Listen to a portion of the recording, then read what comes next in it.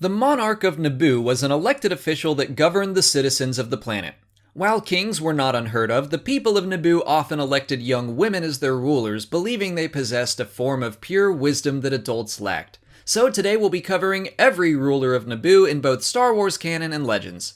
King Japhan is the earliest known ruler in canon. We don't know when he ruled, but he was known for re-establishing peace on his planet after times of unrest. Queen Yuram came next, and again we don't know much about her rule, but a monument known as Queen Yuram's Needle was built in her honor near the Theed University. King Varuna was the monarch elected immediately prior to Queen Amidala. He ruled for 13 years and saw the election of Co Bibble as governor of Theed. Okay, now we can get to some rulers we actually know some things about. Queen Padme Amidala was elected at the age of 14, shortly before the invasion of her world by the Trade Federation. She fought back and helped free her people. She was so highly regarded that there was talk of amending the Constitution so that she could serve beyond her 2 terms, but she instead moved on to become a senator. We don't currently know how long a term is on Naboo, but I'll come back to this when we shift over to Legends. Padme was succeeded by Queen Jamilia, and we're back to not knowing much about her. We do know that she was credited for convincing Amidala to continue serving Naboo as a senator in the Republic. During at least part of the Clone Wars, Naboo was led by Queen Niyutni. By the end of the wars, she had been succeeded by Queen Apailana. She was known as one of the youngest rulers to ever be elected to the position, and she was present for Padme's funeral. About 3 years before the outbreak of the Galactic Civil War, Queen Dalne sat on the throne. At this point in time, the planet was actually governed by Moff Panaka. Yes, that Panaka. The role of the queen was ceremonial, and she had no true jurisdiction over her planet. The final known canon monarch of Naboo was Sosha Saruna, who ruled during the Battle of Endor. She was visited by Leia Organa after the destruction of the second Death Star, and it was at this time that the Empire attacked the planet. She participated in the counterattack and held off the Empire until rebel reinforcements could arrive. Jumping over to Legends, the earliest known queen's name was not recorded, but she was elected nearly 4,000 years before Amidala's time. She was one of the original colonists that landed on the planet, and despite her title of queen, she insisted that all future rulers be elected based on merits and not a hereditary line. King Narmley ruled about 2,000 years later. He was generally well regarded, but was an explorer and gave up his throne to serve as an ambassador instead.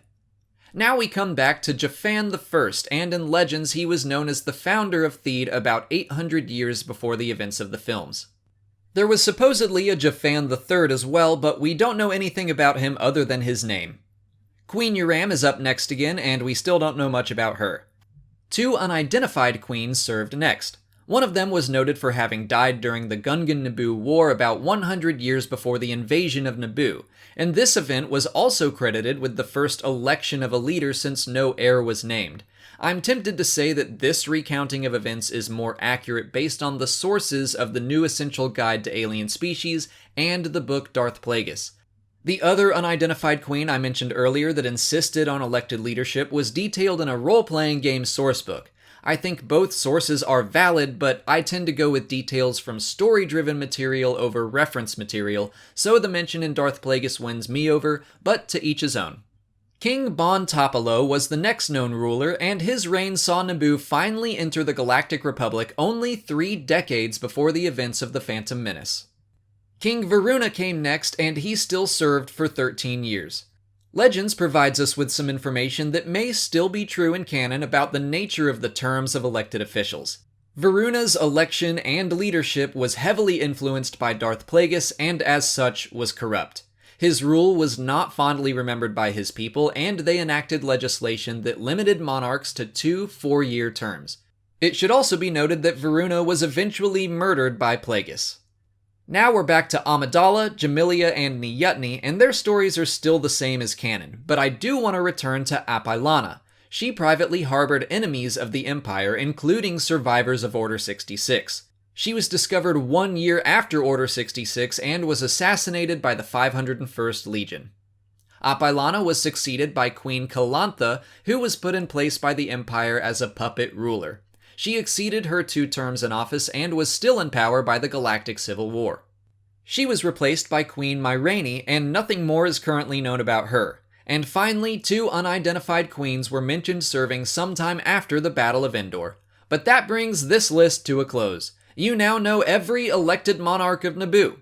If you want to see more comprehensive videos like this one, check out this playlist here, and please feel free to suggest some in the comments. If you haven't already, please like this video, subscribe to the channel, follow me on Twitter, Instagram, and Facebook, and consider checking out my Patreon page. As always, thanks for watching, and may the Force be with you.